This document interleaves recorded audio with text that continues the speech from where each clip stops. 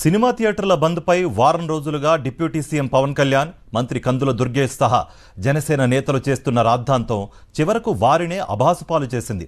థియేటర్ల బంద్ నిర్ణయం వెనుక జనసేన నాయకుడే ఉన్నట్లు తేలడంతో వారి పరిస్థితి గొంతులో పచ్చి వెలక్కాయ పడ్డట్టుగా మారింది. దీంతో కంటితుడుపు చర్యగా ఆ నాయకుడిని పార్టీ బాధ్యతల నుంచి తొలగించారు.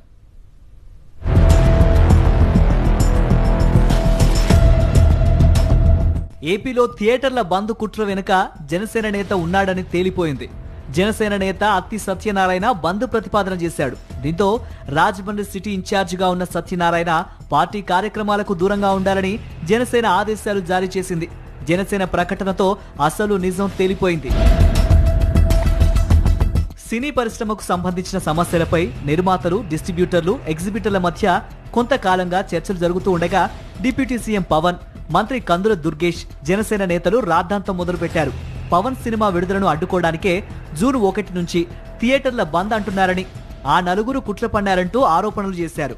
మంత్రి దుర్గేష్ దీనిపై విచారణ చేయాలని హోంశాఖ ముఖ్య కార్యదర్శిని ఆదేశించారు. ఈ క్రమంలో నిర్మాతలు దగ్గుబాటి సురేష్ బాబు, అల్లు అరవింద్, దిల్ రాజుపై పవన్ అభిమానులు సోషల్ మీడియాలో పెద్ద ఎత్తున వ్యక్తిత్వ హననం చేశారు. దీంతో అల్లు అరవింద్, దిల్ రాజు మీడియా ముందుకు వచ్చి క్లారిటీ ఇచ్చారు. తూర్పుగోదావరి జిల్లాకు చెందిన జనసేన ముఖ్య నాయకుడే థియేటర్ల బంద్ నిర్ణయం తీసుకున్నారంటూ దిల్ రాజు ప్రకటించడం, అతను మంత్రి దుర్గేష్ అనుచరుడు కావడంతో ఆ పార్టీ నాయకులంతా కంగుతిన్నారు. అసలు విషయం బయటపడడంతో సోషల్ మీడియాలో నెటిజన్లు విరుచుకుపడ్డారు. ప్రైవేటు పెట్టుబడితో తాము సినిమాలు చేసుకుంటూ ఉంటే ప్రభుత్వ అజమాయిషీ ఏంటంటూ గతంలో ప్రశ్నించిన పవన్ ఇప్పుడెందుకు సినీ పరిశ్రమ విషయంలో జోక్యం చేసుకుంటున్నారంటూ నిలదీశారు. దీంతో పవన్ హడావిడిగా దిద్దుబాటు చర్యలు చేపట్టారు. థియేటర్ల బంద్ నిర్ణయం వెనుక జనసేన నేత ఉన్నా చర్యలు తీసుకోవాలని పవన్ ప్రకటించగా, ఆ వెంటనే బంద్ నిర్ణయం వెనుక ఉన్న రాజమండ్రి సిటీ నియోజకవర్గ జనసేన ఇన్ఛార్జ్ అత్తి సత్యనారాయణని పార్టీ బాధ్యతల నుంచి తొలగించారు. పార్టీ సభ్యత్వం రద్దు చేస్తున్నట్లు ప్రకటన జారీ చేశారు.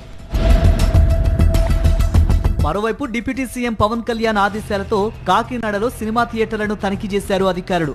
నగరంలోని చాణక్య చంద్రగుప్త, తిరుమల, ఆనంద్, దేవి మల్టీప్లెక్స్ థియేటర్లను revenue, fire, legal, metrology, sanitation అధికారులు మూకుమ్మడిగా తనిఖీ చేశారు. అన్ని తనిఖీల తర్వాత కలెక్టర్కు నివేదిక అందజేస్తామని తెలిపారు అధికారులు.